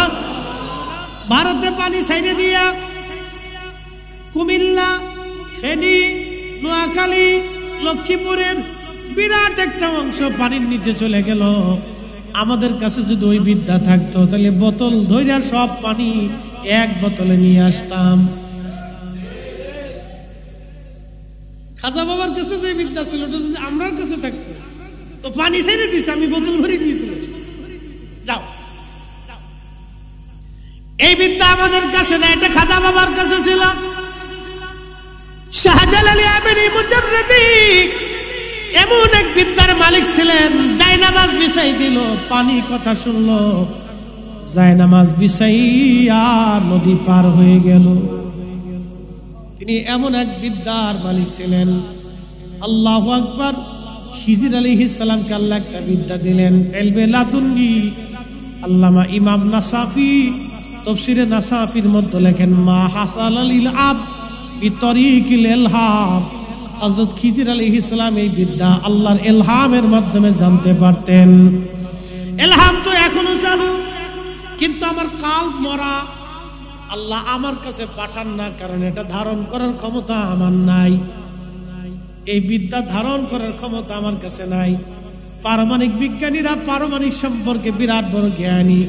আমার দেশের যিনি কৃষি কাজ করে তার যদি নিয়া ওই রূপপুর পারমাণবিক কেন্দ্রে নিয়ে যদি তারে চাকরি দিয়ে দেন, আর যদি তার এখন ভাইরা পারমাণবিক কেন্দ্রে তুমি চাকরি করে এটা সুন্দর করে নির্মাণ করে দাও, কৃষক যেমন পারবে না, আমরা ইলমুল কালবের অধিকারী হতে পারি না। এই জন্য আল্লাহ আমাদের কালবে ইলহাম করে না। কথা কোন ঠিক কিনা? যারা পারে না আরে খালি বেদাত বেদাত বেদাত।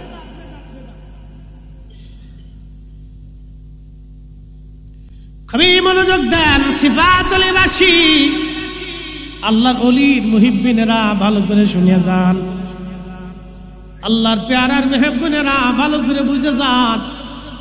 আমার বিষয়টা আজকে তরিকতের উপরে, এই জন্য এই বিষয়ের উপরে আমি আলোচনা করতেছি। ইলমুল কালব। মুসা আলাইহিস সালাম আল্লাহকে বলেন, রব্বি কোথায় গেলে তারে পাবো?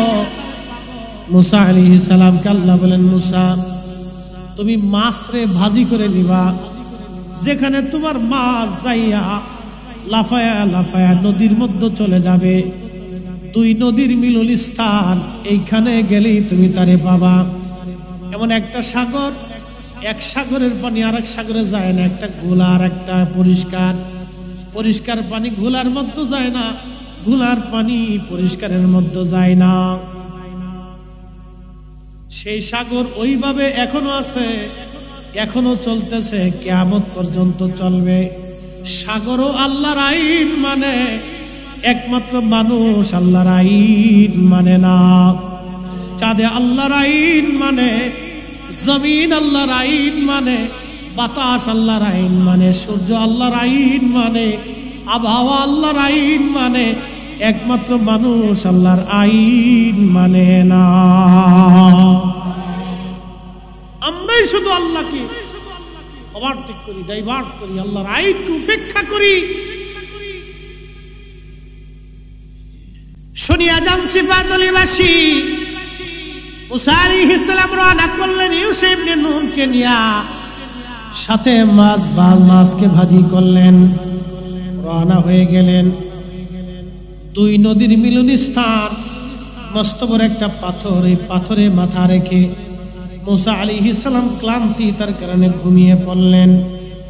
ইউসুফ ইবনে নুন দেখতেছে মাছটা জিন্দা হয়ে লাফাইয়া লাফাইয়া সাগরের মধ্যে চলে যায়। আল্লাহু আকবার। আর একটা বর্ণনা আসছে, যেই পাথরে মুসা আলাইহিস সালাম মাথা হেলান দিয়ে ঘুমিয়েছিলেন, ওই পাথরের ভিতরে একটা প্রস্রবণ ছিল, পানির ফোয়ারা। ওই পানির একটা বরকত ছিল। ওই পানি কোনো মূর্তার উপরে, মরা কোনো বস্তুর উপরে পড়লে ওই বস্তুটা জিন্দা হইয়া চলে যাইতো, মরাটা জিন্দা হয়ে যাইতো। সেই প্রস্রবণ ইমাম ইবনে কাসির আল বেদায়ের মধ্যে লিখতেছেন, ওই প্রস্রবণের কারণে মরা জিন্দা হয়ে যায়। তো ওই পানিটা এসে মাছের গায়ে লাগলো, মাছ জিন্দা হয়ে লাফাইয়া লাফাইয়া চলে গেল। এটা আল্লাহর কুদরত। হযরত ইউসুফ ভুলে গেলেন মুসা আলাইহিস সালামকে নিয়ে রওনা। আরো একদিন এক রাত পথ চলেছে, বিরাট বড় ক্ষুধা লেগে গেল মুসা আলাইহিস সালামের। আল্লাহরই পয়গম্বর ডাক দিয়ে বলেন, ইউসারে ভাজা মাছ ছিল, ক্ষুধা লেগেছে, দাও খেতে বসি। আল্লাহর বান্দা নবী ইউসা ইবনে নুন ডাক দিয়ে বলেন, নবী গো, শয়তান আমারে ভুলিয়ে দিছে, আমার মনেই নাই। আপনি যেখানে পাথরের উপরে মাথা রেখে ঘুমান, দুই নদীর মিলন স্থানে, ওইখানে ভাজা মাছটা জিন্দা হয়ে লাফাইয়া লাফাইয়া চলে গেছে। মুসা কালিমুল্লাহ আলাইহিস সালাম ডাক দিয়ে বলেন, ইউসা ইবনে নুন রে, করছো কি? ওই জায়গার সন্ধান আমি করতেছিলাম। আবার তারা একদিন এক রাত অতিক্রম করে এই জায়গা আসার পরে দেখলেন একজন আল্লাহর বান্দা সবুজ চাদর মোড়া দিয়া, সবুজ চাদরের বিছানা বিছাইয়া মোড়া দিয়া, ওই পাথরেই চাদর মোড়া দিয়ে আল্লাহর বান্দা শুয়ে আছে। মুসা আলাইহিস সালাম যা সালাম দিলেন, আসসালামু আলাইকুম ওয়া রাহমাতুল্লাহ। খিজির আলাইহিস সালাম চাদরের ভিতর থেকে বললেন, এই দেশে কি সালামের প্রচলন আসেনি? বলতেছে হ্যাঁ। বলে আপনি কে? বলে আমি মুসা। তখন হযরত খিজির বলেন, আপনি বনি ইসরাইলের নবী মুসা? বলে হ্যাঁ। কি জন্য আপনি আমার কাছে আসছেন? বলে আমার রব আপনার কাছে আমাকে পাঠাইছে, আপনার কাছে একটা বিশেষ জ্ঞান এলেম আছে, ওই এলেমটা আমি জানার জন্য আসছি। খিজির আলাইহিস সালাম ডাক দেয়া বলেন, আপনি সবর করতে পারবেন না, ধৈর্য ধরতে পারবেন না। এই এলেমটা আমার কাছে যে এলেম আছে সেটা আপনার কাছে নাই, আপনার কাছে যেটা সেটা আমার কাছে নাই। আপনি যেই বিদ্যা শিখার জন্য আসছেন, এই বিদ্যা শিখার জন্য আপনার ধৈর্য ধরতে পারবেন না। মুসা আলাইহিস সালাম বলেন, ইনশাআল্লাহু মিনাস সাবিরিন, আল্লাহ চাহে তো আমি ধৈর্য ধারণকারীদের অন্তর্ভুক্ত হব, আপনি আমারে রাখেন। বলে রাখতে পারি, আমার কোনো কাজে আপনি প্রশ্ন করতে পারবেন না। আমি যে কাজ করব এই কাজে আপনি প্রশ্ন করতে পারবেন না। দেখেন, আউলিয়া কেরামের সোহবতে যাইতে হবে, আল্লাহর কোরআনে আল্লাহ এইভাবে লিখে দিচ্ছে। ওরা বেদাত আর শিরিক খুঁজে পেয়েছে।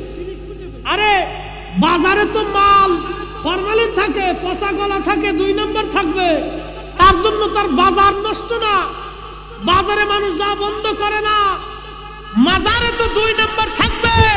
কিন্তু তাই বলে এদেশের মুসলমান সঠিক ওলিদের মাজারে যাইতে বন্ধ হবে না। কথা বলেন ঠিক না বেটে?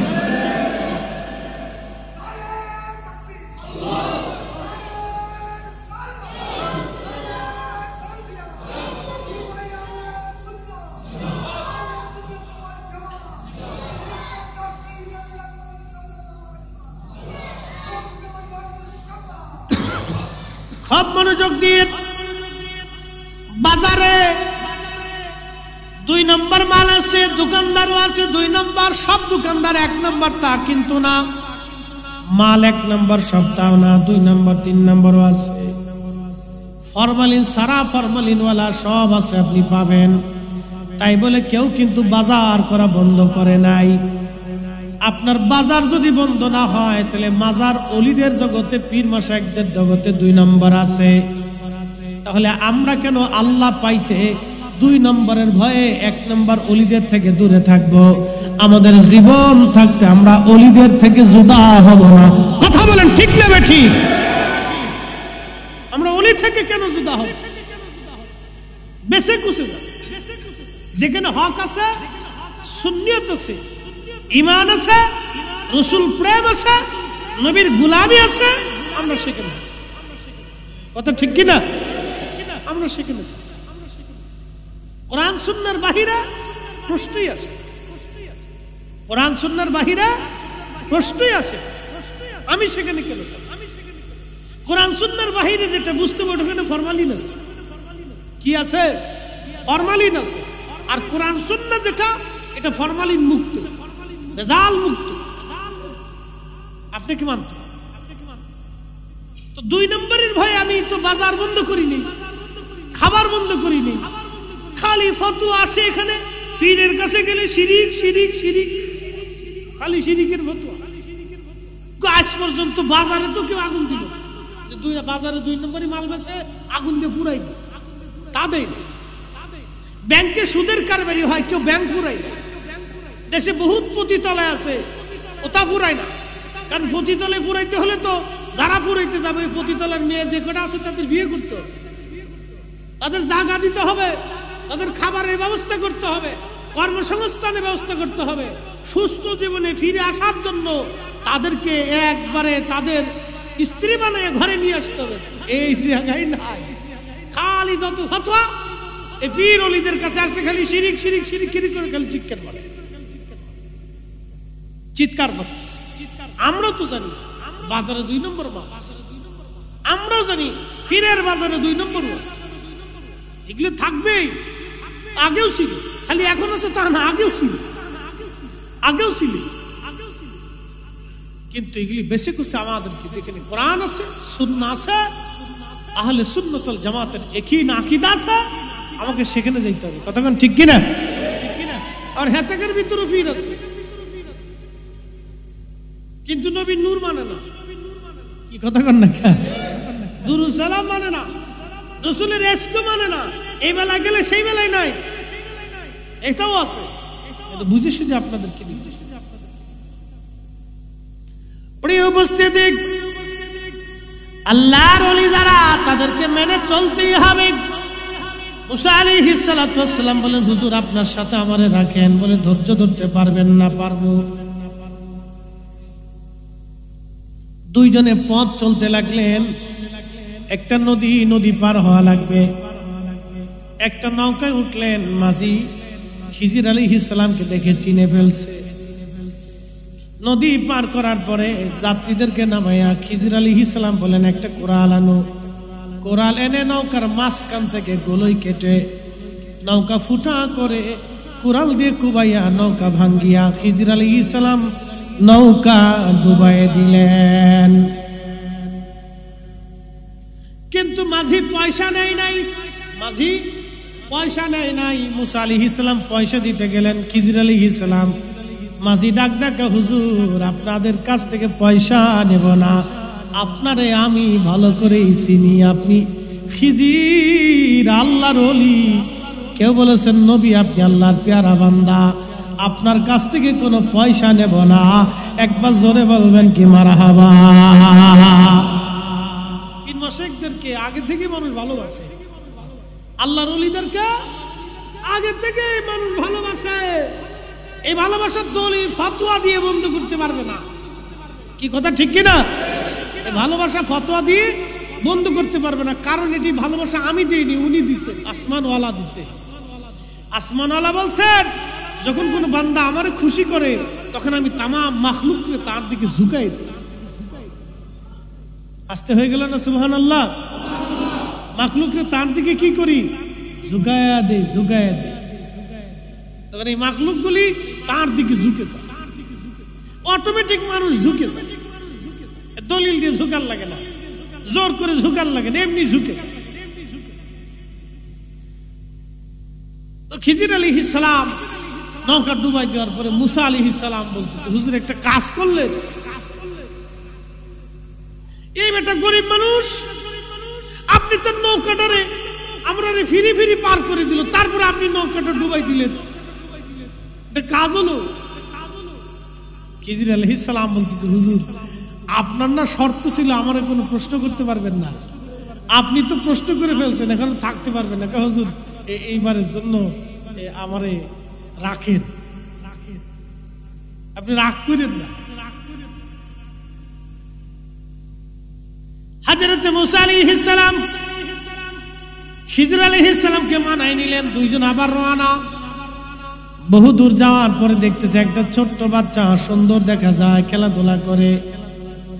খিজির আলাইহিস সালাম তারে ডাক দিয়ে বলেন, বাবা ছোট্ট এদিকে আসো বালক। ছোট্ট বালকটা আসার পরে খিজির আলাইহিস সালাম তারে শোয়াইয়া পার মধ্যে চাপা দিয়ে ধরে তার ঘেটি মুছড়ায় ভেঙে ফেললেন। অনেক বর্ণনা আসছে ছুরি দিয়ে তার গলা কেটে ফেললেন। বলেন তো, একটা নিষ্পাপ বাচ্চাকে যদি এইভাবে মারা হয় আপনি যেমন মানবেন না। মুসা আলাইহিস সালাতু ওয়াস সালাম চেতে গেলেন, বলে হুজুর করলেন কি? একটা ছোট্ট বাচ্চা কোন অপরাধ করে নাই, নিষ্পাপ, এই বাচ্চাটাকে আপনি এইভাবে মেরে ফেললেন, সেটা কেমন হলো? খিজির আলাইহিস সালাম বলেন, হুজুর প্রশ্ন ছিল, শর্ত ছিল, প্রশ্ন করতে পারবেন না। আপনি প্রশ্ন করেছেন আর থাকতে পারবেন না। বলে হুজুর এইবারের জন্য রাখেন, আবার যদি প্রশ্ন করি তাহলে আপনার থেকে জুদা করে দিয়েন। ঠিক আছে তো? বলে হ্যাঁ ওয়াদা করলাম। আবার যদি প্রশ্ন করি আমাকে ছেড়ে দিবেন। আবার দুইজন রওনা এক কারিয়ার মধ্যে গেলেন। 3 দিন না খাওয়া ক্ষুধার্ত তারা। সারা গ্রাম ঘুরে ঘুরে বলেন 2টা রুটি দাও, আমরা ক্ষুধার্ত মুসাফির। সারা গ্রামের একজন মানুষও খাবার দেয় নাই। কি পাথর দিল গ্রামের মানুষ দেখছে। সারা গ্রাম ঘুরছে, একটা গ্রামের এক পরিবারও 2জনকে 2টা রুটি দিল। এমন কঠোর আত্মার মানুষ ছিল। এত কঠিন, এজন্য আমরা সর্বশ্রেষ্ঠ। আমাদের ওলিরা সেরা। সব ওলি থেকে 70 গুণের মর্যাদা আমাদের ওলিদের বেশি। সব ওলিদের থেকে 70 গুণ পার আমার এই নবীর ওলিদের বেশি। একসাথে বলবেন আল্লাহু আকবার। তা আমরা ওলিদের কাছে যাব না তো যাবো কার কাছে? চোরের কাছে, শয়তানের কাছে, লুচ্ছের কাছে, মুজদির কাছে?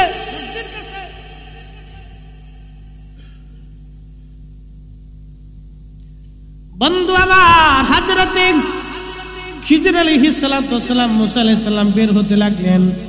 দেখতেছে একটা দেওয়াল ভেঙে ভেঙে যায়, একটা বাড়ির দেওয়াল ভেঙে ভেঙে যায়। মুসা আলাইহিস সালামকে খিজর আলাইহিস সালাম বললেন হুজুর আসেন দেওয়ালটা ভালো করে নির্মাণ করে দেই। পাথর এনে, মাটি এনে, পানি এনে সুন্দর করে সারাদিন তারা নির্মাণ করছে। বিরাট কষ্ট হয়েছে। সন্ধ্যাবেলা মুসা আলাইহিস সালাম ডাক দেখে হুজুর একটা কাজ হইল। এই গ্রামের একটা মানুষ আপনার একটাও রুটি দিল না। আপনি বের হওয়ার সময় গ্রামের মানুষের দেওয়াল নির্মাণ করে দিলেন। একটা কি কাজ হলো? বিরাট ক্ষুধা লাগছে। এজন্য তাসাউফের পথে ধৈর্য লাগে, ধৈর্য লাগে, ধৈর্য লাগে। ওলিদের 40 বছরের সাধনা হয়, 30 বছরের সাধনা হয়, 12 বছরের সাধনা হয়। কামিল পাস করার জন্য একটা ছেলে কত বছর দেখেন, ক্লাস 1 থেকে শুরু করে একবারে কামিল পর্যন্ত তার 20 থেকে 22 বছর পার হয়ে যায়। 2 যুগ একটা ছেলে একটা সার্টিফিকেটের জন্য পরিশ্রম করলো। মাস্টার্স কমপ্লিট করতে একটা ছেলের 2 যুগ পার হয়ে যায়। কিন্তু আল্লাহ নবীর গোলামির জন্য সে 6 মাসও পরিশ্রম করে না। আর খালি লাফায় আল্লাহ পাইলাম না, নবী পাইলাম না। দুনিয়ার একটা সার্টিফিকেটের জন্য 2 যুগ কাটাই দিয়েছেন আপনি। ভার্সিটির বারান্দায় বারান্দায়, স্কুলের বারান্দায় বারান্দায়, কলেজে কলেজে, সকাল 10টা থেকে বিকেল 4টা। বৃষ্টি বাদল নাই, ঝড় তুফান নাই, দৌড়াইছেন। গাড়ি পান নাই, পায়ে হেঁটে আসছেন। দুনিয়ার এক ছোট্ট সার্টিফিকেটের জন্য যদি আপনি এত পরিশ্রম করলেন, তাসাউফের বিদ্যা জানার জন্য আল্লাহর ওলির সোহবতে, আল্লাহর ওলির দরবারে কত সময় আপনি দিছেন আগে বলেন? এজন্যই তো আমরা সুফি ভাই, এক সুফি চলে গেলে আর এক সুফি আসে, ক্লাস বন্ধ হয়ে যাচ্ছে, এই দর্শ বন্ধ হয়ে দিতেছে। আগে সুফিরা তাদের খানকার ভিতরে বসে দর্শ দিত। এখন 2-1টা আছে ওই বিভিন্ন মাজার টাজার দিয়ে ঘুরে, ওই যে ওরা জটলা চটলা পটলা, বিড়ি খায়, গাঁজা খায়, নামাজ পড়ে না। এদের একটা তরিকা আছে। এদের তরিকা কি জানেন? এর তরিকা একটাই, বিড়ি খাবে, গান টান বাজাবে, এই গাঁজা মাজা খাবে, জটলা চটলা, গোসল গোসল করে না, পয় পরিষ্কার থাকে না। এটার একটা তরিকা আছে। এটার পথই এটা, ও মোয়াতি এটা, ও কাম কাজ পায় না, সব কিছু সাইডে দিয়ে ও কাম করে বেড়াইতেছে। এই জন্য আমাদের তাসাউফের ক্লাসের দর্শ বেশি বেশি দরকার, ঠিক কিনা? এই তাসাউফের ক্লাসের দর্শ দরকার। এই জন্য এই দর্শে জিকিরের তালিম, তরবিয়ত, এই সব কিছু এগুলোর দরকার। বেশি বেশি বসতে হবে দর্শে। দুনিয়ার সার্টিফিকেট পাওয়ার জন্য এত দৌড়াইলেন, তা আখিরাতের মুক্তির জন্য তাসাউফের দর্শে আপনি বসতে পারবেন না। পীর মাশায়েখদের দর্শে আপনি বসতে পারবেন না। বসতে হবে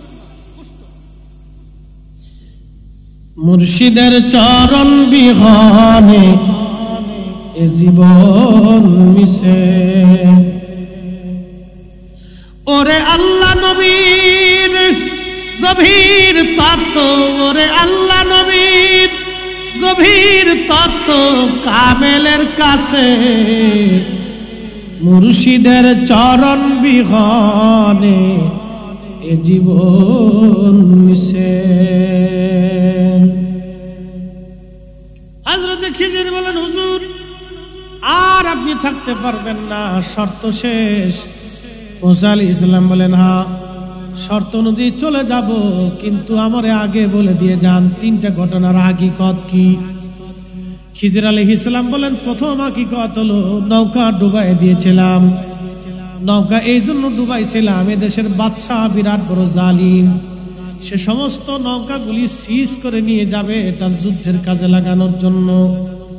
যে মাঝি আমাদের নদী পার করাইলো, মাঝিটা গরিব মানুষ, আমাদের কাছ থেকে পয়সা নেয় নাই।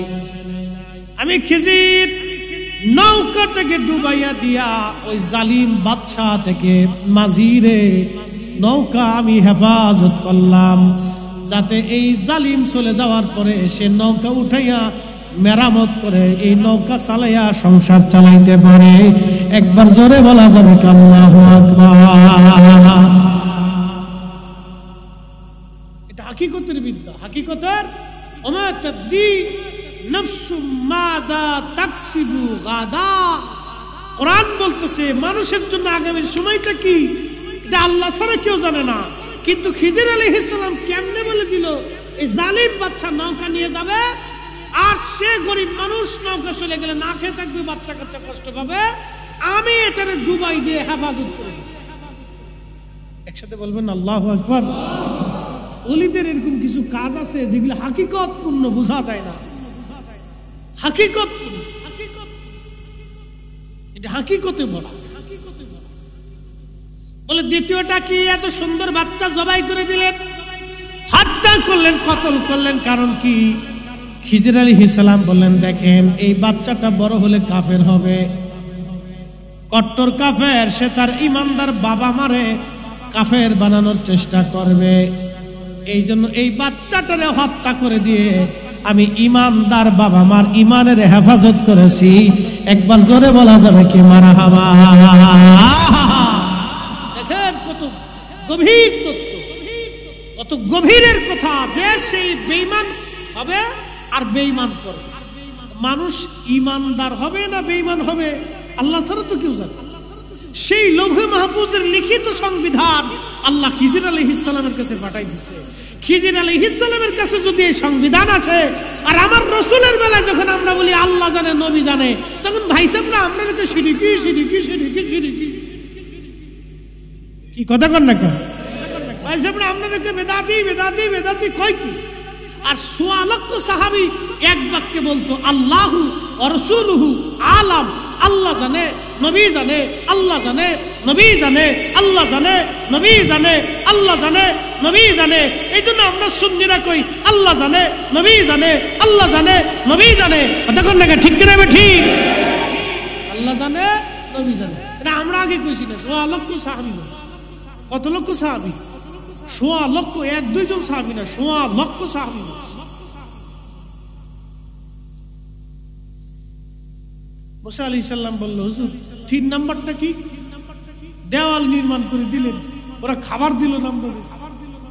এমন জালিমের জালিম, সারা গ্রাম ঘুরছি, প্রত্যেক বাড়ি বাড়ি গেছি, একটা রুটি দিছে।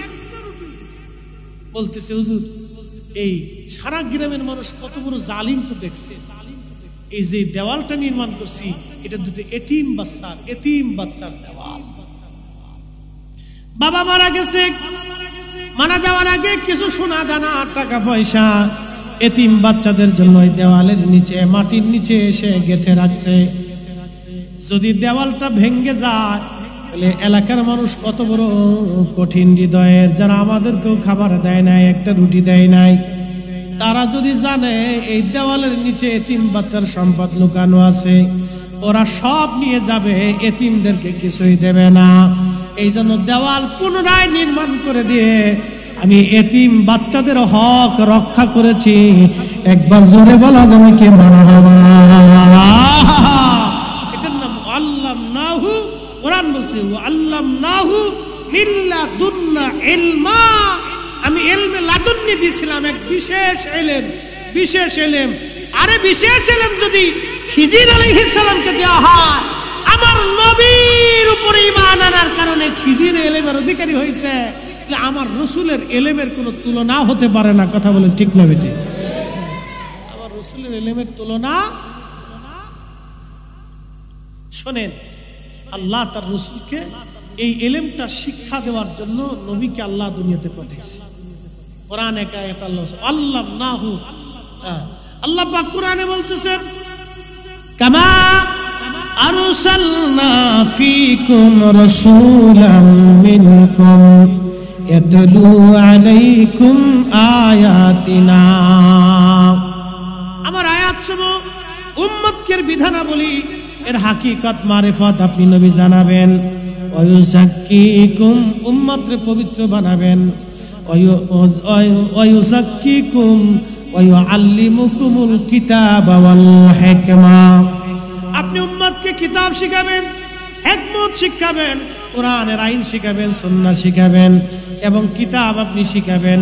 ওয়ায়ুআল্লিমুকুম মা লাম তাকুনু তা'লামুন, নবী গো আপনি উম্মতকে এমন বিদ্যা শিখাবেন যেই বিদ্যা আপনার উম্মত জানতো না, যেই বিদ্যা আপনার উম্মত জানতো না সেটা আপনি শিখাবেন। এই যে আনা সাগরের পানি একটা লুটার ভিতরে আনা যায়, বিদ্যা পৃথিবীর কোনো বিজ্ঞানীর কাছে নাই, এটা খাজা বাবা আজমিরির কাছে ছিল। এই বিদ্যা মদিনা হইয়া আল্লাহর ওলিদের মাধ্যম দিয়া খাজা বাবা আজমিরির কাছে আসছিল। কথা কন না কেন, ঠিক কিনা? আল্লিমুকুম মা লাম তাকুনু তা'লামুন, উম্মত যেটা জানে না, যেই বিদ্যা সে বুঝে না, জানে না, এটা শিক্ষা দিবেন। আল্লাহর নবী শুধু শরীয়তের ইলম শিক্ষা দেন নাই, ইলমের তরিকাত শিক্ষা দিয়ে, হাকিকত শিক্ষা দিয়ে। এই জন্য জমিনে অসংখ্য ওলি আসছেন, সুফি সাধকরা আসছেন, তারা এসে মানুষদেরকে হাকিকত শিক্ষা দিয়ে গেছেন, এই কারামত দেখিয়ে দিয়ে গেছেন। মুহতারাম উপস্থিতি, আল্লাহর কোরআন শরীফ থেকে এগুলি স্বীকৃত। এখন কেউ যদি অস্বীকার করে, এটা উনার সাবজেক্ট। কোরআনের এক অংশ মানবেন আর এক অংশ মানবেন না, তাহলে তো মুসলমান হওয়া গেল। কথা ঠিক কিনা? কোরআনে কি শুধু জিহাদের আয়াত আছে, রাজনীতির আয়াত আছে? এগুলিও আছে। আল্লাহর নবী শুধু যুদ্ধ করেন নাই, জিহাদও করছেন, আবার এই দর্শন। হযরতে আবু হুরায়রা রাদিয়াল্লাহু আনহু বুখারী শরীফের কিতাবুল ইলমের ভিতরে আসছে। আবু হুরায়রা রাদিয়াল্লাহু আনহু বলতেন, সাহাবীরা, নবীর উম্মত, আমি আমার রাসূলের কাছ থেকে দুই ধরনের বিদ্যা শিখেছি। এক বিদ্যা আমি তোমাদেরকে মানুষের মাঝে প্রচার করি, শোনাই, আর আরেকটা বিদ্যা আছে, এটা যদি বলি তাহলে তোমরা আমার গলা কেটে ফেলো। আরেকটা বিদ্যা আছে, এটা যদি বলি তো তোমরা আমাকে গলা কেটে ফেলো, মেরে ফেলে দিবা। কে এইটা কোন পাগল আসছে? ইলমে জাহির, ইলমে বাতিন। ইলমে জাহির ও বাতিনের পরিপূর্ণতা শেখার জন্য আপনাকে তাসাউফের পথে আসতে হবে, ওলির বায়াত নিতে হবে, বুঝে সুঝে নিতে হবে। আবার গান জুটি ফান জুটি ফাল্লাই বুঝেন না, কিন্তু বুঝে সুঝে নিতে, আপনাকে বুঝে সুঝে এরকম কামিল দেখা, আল্লাহওয়ালা দেখা, কোরআন সুন্নাহর এই রূপে রূপান্তরিত হওয়া দেখা আপনারা তাদের কাছ থেকে বায়াত নেবেন এবং বসবেন তাদের মহব্বতে, তাদের সুলুকে, তাদের পথে আপনার জীবনকে আল্লাহ কুরবানি করার তৌফিক নসিব করুন। সকলে বলেন আমিন। ওলিদের দরকার, বিরাট দরকার। ওলি ছাড়া এ জমিন কখনোই ছিল না, কিয়ামত পর্যন্ত ওলি শূন্য হবে না, ওলি থাকবেই কিয়ামত পর্যন্ত। যে যত মারুক কাজ হবে না। কেউ যদি মনে করে আহলে সুন্নাত ওয়াল জামাতকে ধাক্কা দিলেই বঙ্গোপসাগরে চলে যাবে, পদ্মা নদীতে চলে যাবে, না, আহলে সুন্নাত ধাক্কা দিলেই পদ্মা নদীতে যাবে না। এদেশে যত সুন্নি দরবার আছে, যে দেশে যত সুন্নি মাদ্রাসা আছে, এদেশে যত সুন্নি দরবার আছে, সব দরবার যদি এক কাতারে চলে আসে, তাহলে গগন বিদারী বিরাট বড় মিছিল, শুধু মিছিল হবে না, ঢাকা শহরে মানুষ জায়গা দেওয়ার জায়গা হবে না। কথা বলেন ঠিক না?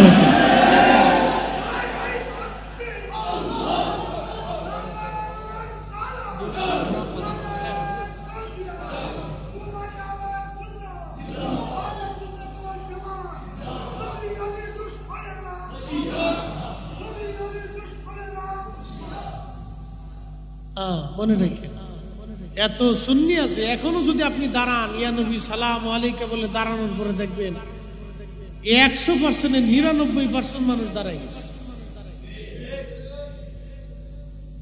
100%-এ 99 জন দাঁড়ায়, একজন বাঁকা হতে পারে কিন্তু 99 জন দাঁড়ায়। তার মানে মানুষ এখনো রসুলের মহাব্বতের দিকে ঝুঁকে আছে। কথা ঠিক কিনা?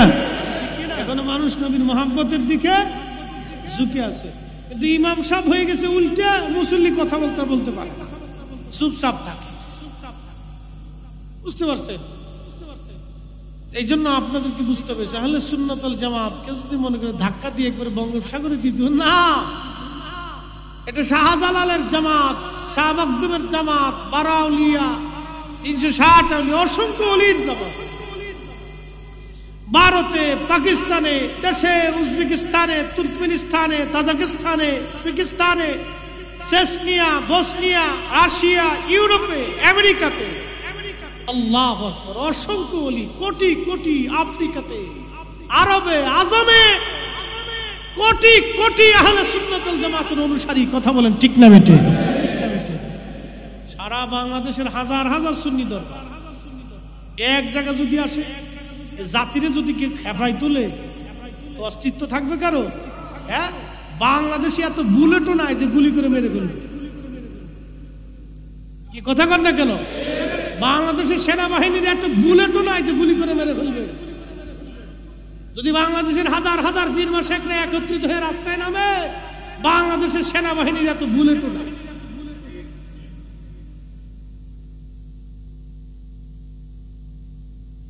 এই জন্য সবার দাবি ঐক্যবদ্ধ হওয়া।